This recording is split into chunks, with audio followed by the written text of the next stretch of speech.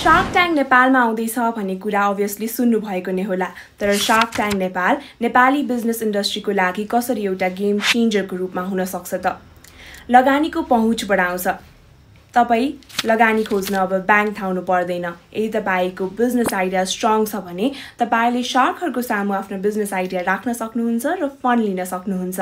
अब पैसाले होइन, आइडियाले बोल्छ। उद्यमशीलतामा क्रान्ति ल्याउँछ। नेपाली अन्टरप्रेनर्सहरूलाई चाहिँ एउटा आत्मविश्वास जाग्छ कि उहाँहरूले पनि केही सुरु गर्न सक्नुहुन्छ। अब अन्टरप्रेनर बन्ने सपना ठुलो मान्छेहरूको मात्र होइन, सबैले सरल तरिकाले इक्वेली देख्न सक्नुहुन्छ। व्यावसायिक शिक्षा बढाउँछ।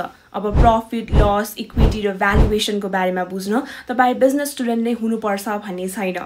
अब व्यावसायिक शिक्षा गाउँ गाउँमा पुग्छ। रोजगारीको अवसर सृजना गर्छ। नीति निर्मातालाई छकछकाउँछ। धेरैजसो मानिसहरू उद्यममा लागिसकेपछि सरकार बाध्य हुन्छन् नियमलाई सरल बनाउन र लगानी मैत्री नीति ल्याउन।